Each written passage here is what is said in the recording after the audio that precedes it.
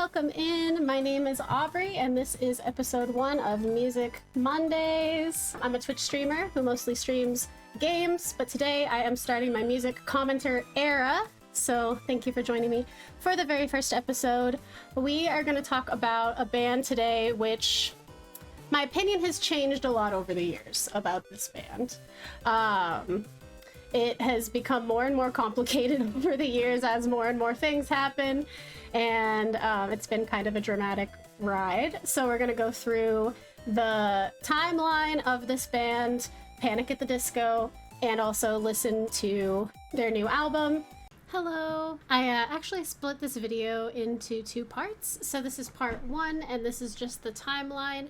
If you want some context, there are probably plenty of Panic at the Disco timelines here on YouTube in general, so it really might not provide anything special. It's more just for context for part 2, which you can find in the cards and in the description, and that is where we actually react to the new Panic at the Disco album. So if you don't care about the timeline and history, you can just go ahead and skip to part 2, and if not, then welcome.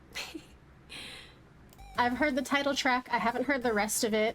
I didn't love the title track, but I didn't think it was awful, so we'll see where the rest of it goes. And if you want to see these live, then I do them at twitch.tv/AubreyCadabra. I'll put the link in the description. Yeah, like I was saying, my opinion over this band has changed a lot over time. Their first album is still one of my favorite albums of all time. And every album after that has not been my favorite album of all time. But some of them I have enjoyed. Most of them I've enjoyed at least a little bit.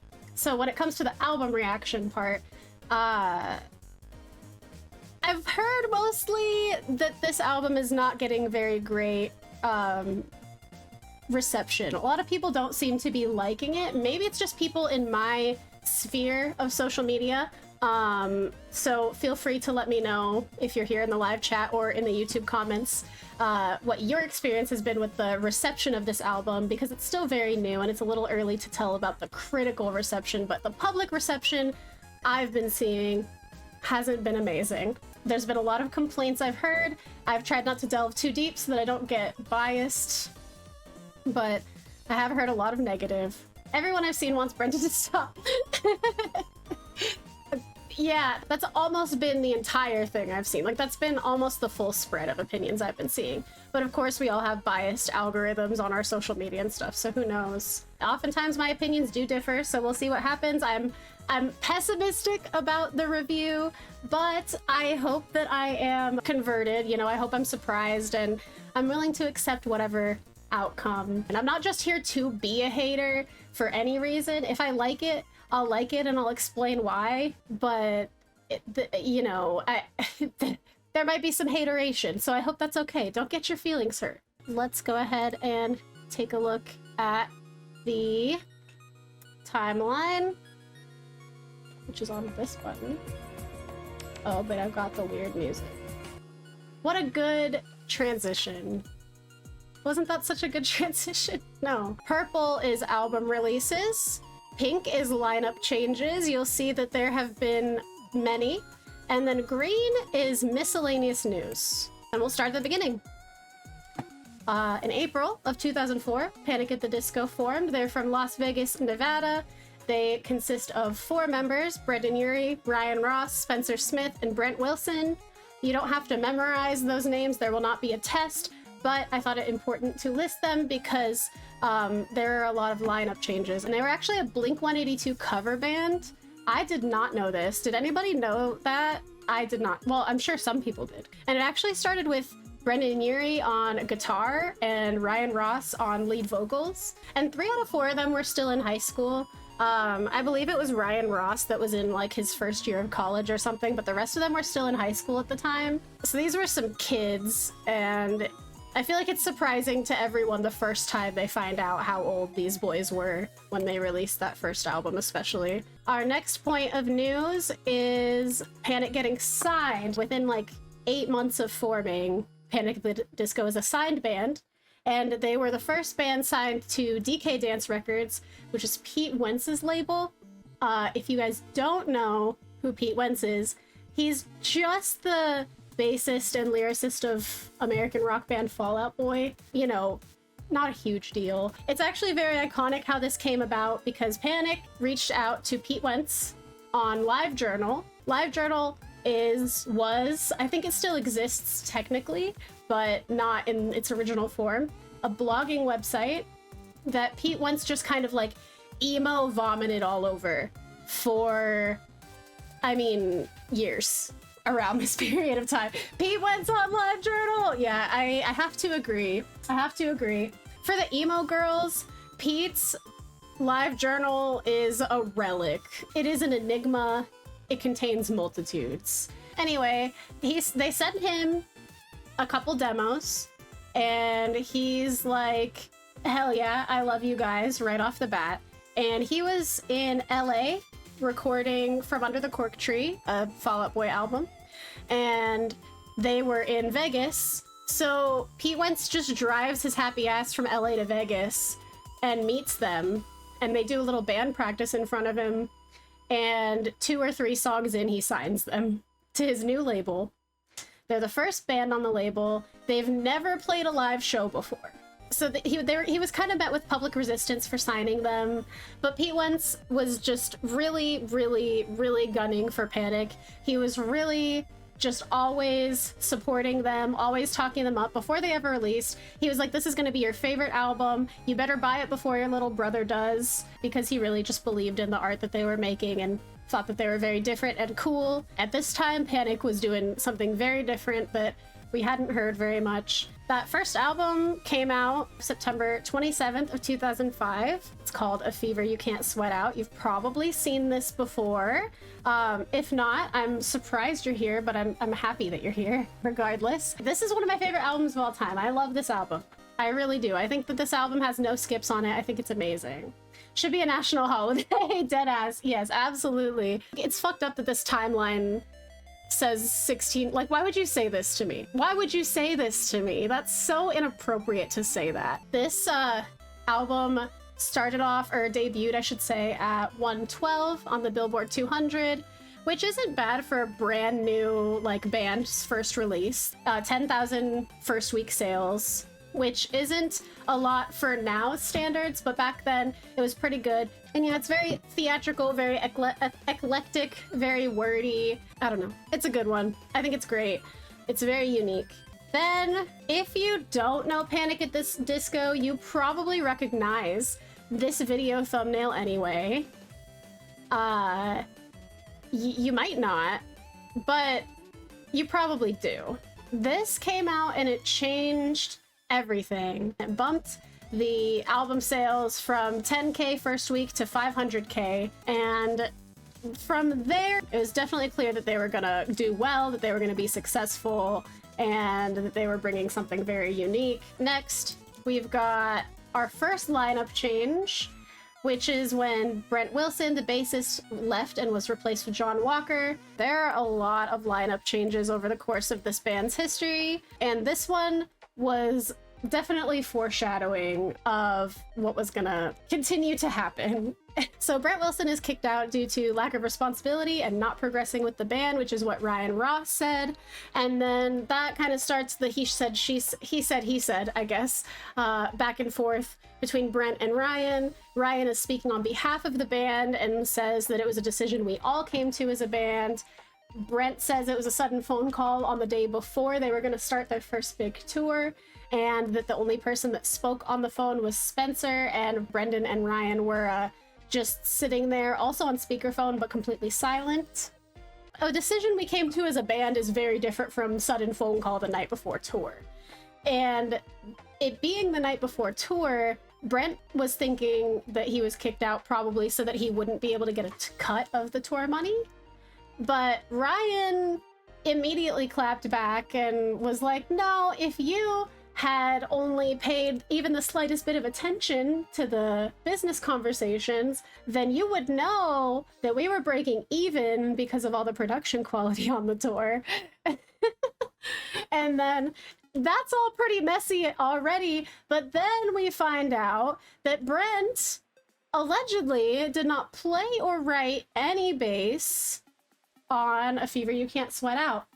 despite being credited for it. So he is officially credited as the bassist of the band and recorded and written the bass lines on that album. But Ryan claims that he did not contribute anything to the band at all, and that they even had to simplify songs from the album so that he could successfully perform them.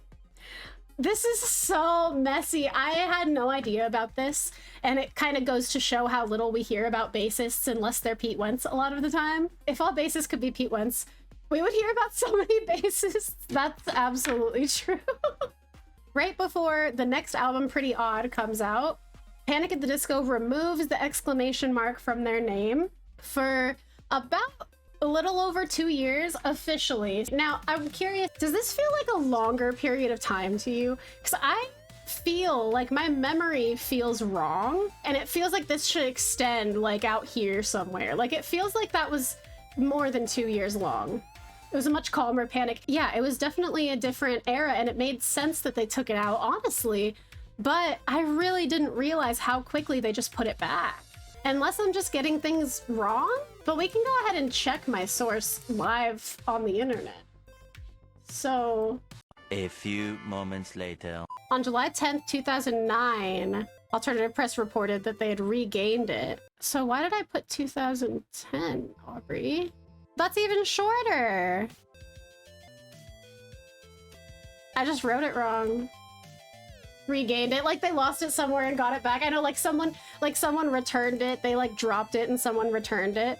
So this isn't even right. It was only a year and a half. Well, I'm sorry for spreading misinformation on the internet. Let's fix that.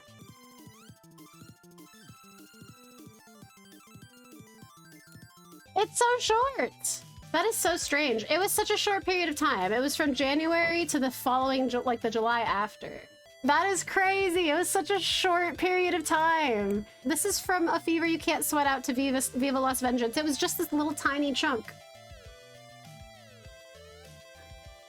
I'm glad we checked the source, but I expected it to carry out further. I expected that I was going to be wrong in the other way. The next little point of news we have is Pretty Odd, the second studio album from Panic at the Disco. This one sold more at 56K sales and definitely charted much better at number 2.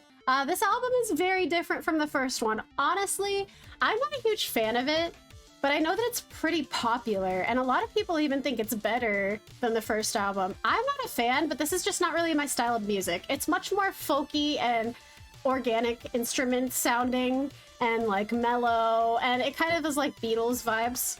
It's not my least favorite album by them, though. Around the time that Panic at the Disco's lost exclamation mark is found, we have another lineup change, and this one's big and chunky. So Ryan Ross, we've been talking about him a lot. He spoke on behalf of the band a lot. Well, he's gone now, and so is John Walker. They are replaced with Ian Crawford, who used to be in The Cab, and Alan Weeks, who used to be in a band called the Brobecks. And official word here is that the split is amicable and that it was just due to creative difference. Brendan wanted to do more pop music and theatrical stuff, kind of more like the first album. Ryan and John wanted to make like retro rock, Beatles-y type stuff, kind of more like the second album. And Ryan said, Brendan's more of a Peter Gabriel fan and I'm more of a Ray Davies fan. The fan base largely talks about this like it was far from amicable. And there's a few reasons for that. I had to dig into it. You know, I wanted to know why there's such a discrepancy between the official word and what everyone else has to say about it, apparently. And the main reasons I found, one of the big ones, is that, of course, Brendan and at this time Spencer continued using the Panic at the Disco name to perform, even though it was something that was started with Ryan Ross, and Ryan Ross was a big part of it and also contributed most of the lyrical content for the first 2 albums. They weren't super impressed, and they were vocally not super impressed about that choice. Also, I learned that Brendan Urie streams are streamed on Twitch. I actually didn't know that. Probably should have known that. And yeah, he just said that he did not miss his old bandmates. Someone asked if he missed his old bandmates and he just said no. So that's not looking great.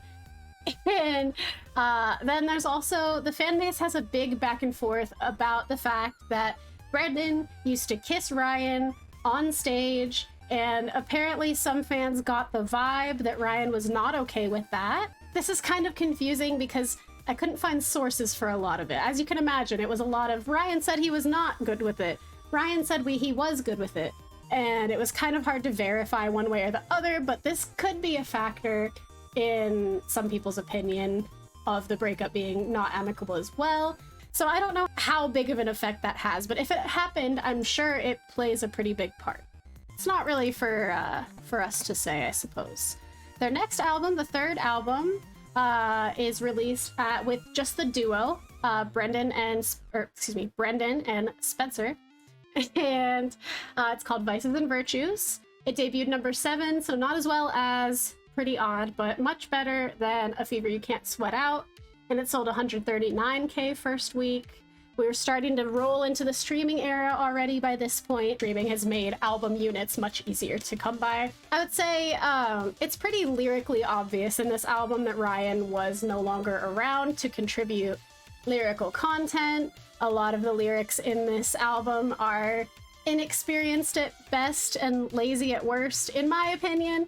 I still like this album though, don't get me wrong. It's not the only thing that matters. I think instrumentally it's great, and I think it's pretty catchy, but listening to it and knowing that Brendan's writing by himself now, or mostly by himself now, it's kind of noticeable. But the music and themes stood on their own relatively well, like I said here. It did pretty well critically. Before we release another album, we absolutely have to throw in a lineup change, right? I mean, we can't just release 2 albums in a row without a lineup change until there are no mathematical lineup changes left.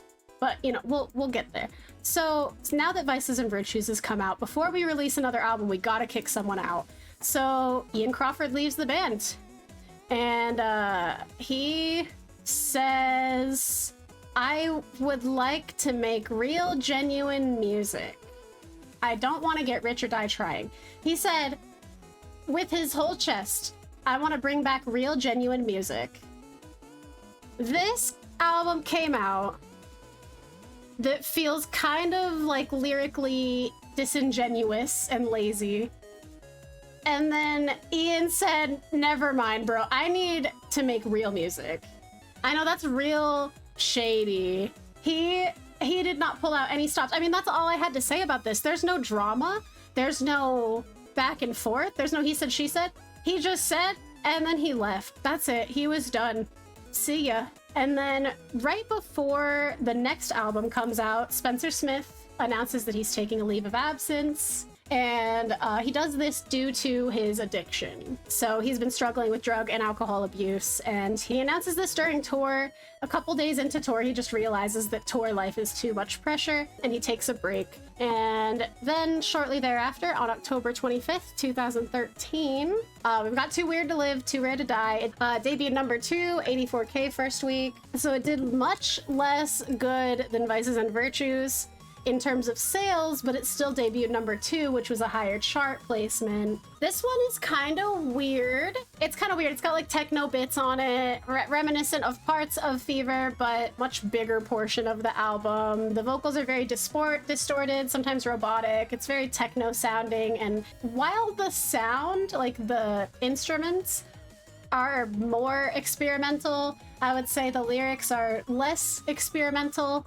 And by this point, we can just tell that lyrically, in my opinion, and in critical opinion, the lyrics are just like, we're literally running out of sentences to say. Like, it's not trending upward. A little while after the album comes out, in April of 2015, Spencer Smith officially leaves the band. That's really all there was to say about that one. So yeah, Spencer leaves the band altogether. And before Death of a Bachelor comes out, we have another lineup change, and Dallin Weeks leaves.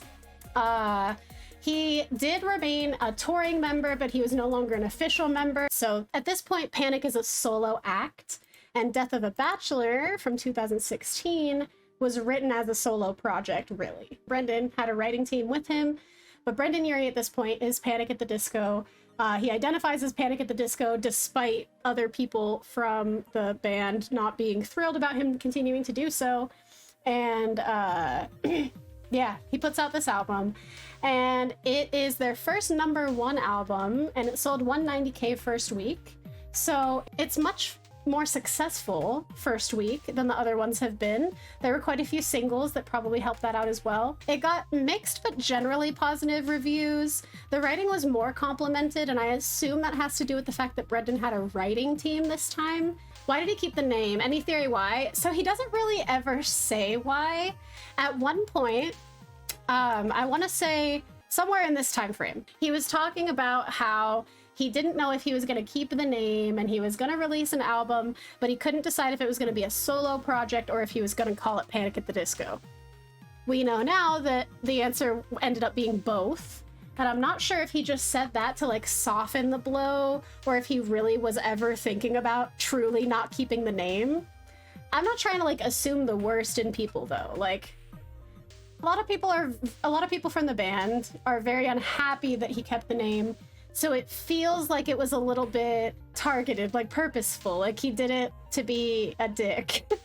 It feels that way to the band, and so I kind of have to feel that way too. I think that Brendan really I think familiarity is a big part of it, and like Louisa's saying, I think that Brendan also just really loves being a star. It really seems like he is super happy about all the attention he gets. And I think that it was easy and people were gonna know his voice from that name, and that's like kind of a no-brainer reason. But then I also think that he was like trying to make a point. I think there was a chance maybe that he was trying to make a point that he was the band.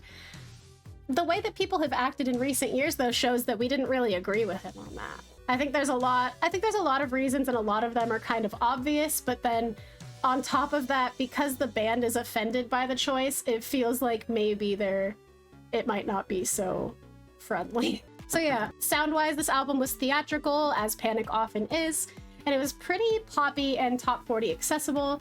I think that's a big part of why it was so much more successful, numbers-wise, than the other albums. Thus far, at least. I think talking shit about Brendan is super healthy since we were all so into the things he'd do. It's been a trip watching it all change. Like, it's coping for us. Yeah, I think that being able to have like a critical eye on things that you loved as a kid without questioning is definitely healthy. I think that's definitely a good thing. So because now Panic at the Disco is just Brendan Urie, no need for that's just the way that it should be, right? So there's no need for a lineup change now. So for the first time, yeah, we released 2 albums in a row without any lineup change. So we've still just got Brendan Urie here on Pray for the Wicked, which was released in June of 2018. It debuted #1 like Death of a Bachelor did with 180K sales. So very, very, very similar. It was very top 40 and accessible and poppy. I don't like this album very much. It's not very interesting to me. I will give it credit that they did make some pop songs that charted well. High Hopes is their highest charting song ever. So that's over I Write Sins Not Tragedies, peaked at #4. And that song was on the radio, like on every station. It was on the radio on like every station. We heard it constantly. I may have been able to consider liking this song for the lyrical content if it wasn't for the fact that I had to hear it 4 times a day without fail. There should be like a cap at how many radio stations in one area can be playing a song at the same time, because you would like switch to the rock station and it would be High Hopes by American rock band Panic at the Disco.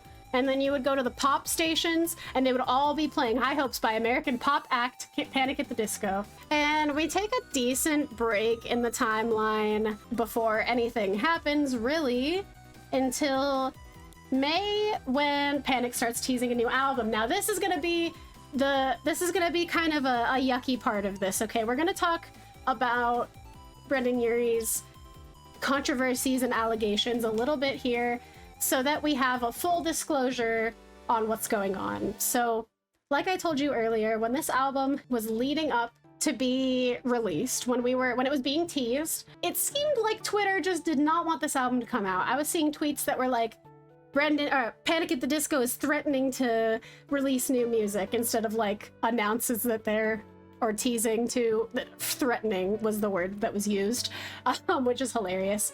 And then also like, we're going through a pandemic. Why is Brendan doing this to us right now? I saw a lot more of that than Let's Go Panic is releasing. It was definitely more of like this kind of negative, nihilistic, anti-Panic at the Disco, anti-Brendan Urie take. And I can't think of another Panic at the Disco album that has had so much resistance publicly. Maybe other people had, if you had a different experience on social media, I would love to hear it. But my experience was just reading hate about this happening. And it almost seemed like Twitter was trying to suppress the album from even being released, or at least make Brendan feel very unwelcome in the scene. There's a variety of reasons. People are mad about Brendan using the Panic name just in general for his solo act. And I think a lot of people also just don't like the musical direction. And a lot of people also just don't support Brendan Urie through the controversies he's built around his name. I listed here what I was able to get really good, like, I don't want to say that these things didn't happen because that's not at all what I'm getting at here. But I found a source, I read through the source and I listed it, and I saw many more things that I just didn't see a source for, so perhaps more things have happened as well, but I don't feel right saying them if I didn't find like any sort of source on it, and it was just a sentence on a webpage. So there is some alleged harassment and of minors. Brendan has responded and denied these. I was able to find 2 stories from 2 people, and they both had pretty similar stories. So it is concerning. It is alleged. Again, there was no like legal proceeding that I could find related to this. That doesn't mean that these people didn't have this experience, of course, but he has denied them. He's also used transphobic, homophobic, and racist language in the past, and he's actually issued apologies for these things. And honestly, I'm kind of a stickler for apologies, but I do think that at least with the transphobic language in his apology, he was like, even when quoting somebody, I shouldn't have said that. I think he did a good job of holding himself accountable. And when people in his Twitch chat were like, no, it's okay, you were quoting someone, it's okay, he was like, no, don't defend me. He was really shutting people down that were trying to give him more grace than he was giving himself. I thought it was a good apology. As far as, ideally, you don't say these things at all. But the thing that is most upsetting about Brendan for me is that there is a live video that I have seen and can confirm is Brendan Urie, where he is on stage in front of his people attending his concert, which are largely teenage girls, and he essentially threatens to have any of the people he may see after the show, whether or not they want to. If you think you misheard that, you probably didn't. Feel free to look at the text on the screen. I'm not going to read it out loud, but he addresses the crowd and he says, if I see you outside, redacted, even if you don't want it, essentially. To paraphrase. I'm not going to link it. I'm not going to show the video. I'm not even going to read the quote out loud, but if you want to see it, it's very easy to see online. Do not defend this. This is not a funny joke. This is not okay as a joke, and it is not okay in front of so many young girls who idolize this man. This is the most horrifying thing, in my opinion, that we have that we know for sure happened, and it's very disturbing to me. There's no apology. As far as I can see, he hasn't apologized for it, but if someone has seen an apology, feel free to link it or send it to me in Discord or something. I would love to correct myself. I didn't know this for a long time, that this happened, and so many people talked badly about Brendan Urie, and I was like, it can't be that bad. This is that bad to me. This is that bad to me. When I was like in middle school, I was a big fan of Panic at the Disco, and pretty much anything Brendan Urie said, I probably would have defended, because my frontal lobe was not done cooking yet. And honestly, if he had said that in front of me at that age and I was in that crowd, I don't know how I would have taken it, but I don't think I would take it in the way that I take it now. I don't think I would be so disturbed. I don't think I would walk out like I would now if a performer said that on stage. That's a big deal. We need to be holding people accountable in music. The next thing that happens is on August 14th. So I must have gotten the date wrong. In August, Viva Las Vengeance came out. I don't know how this album charted or how it sounds, so I can have an objective take on the review. So I don't know, but this is the album, and that means we're ready to start listening soon. So that's the Panic at the Disco timeline. I think that pretty much covers the history, and you understand now the cause for any hateration I may have. So I think we can head over here, and we can pause the crazy 8-bit music, and we can listen to the album.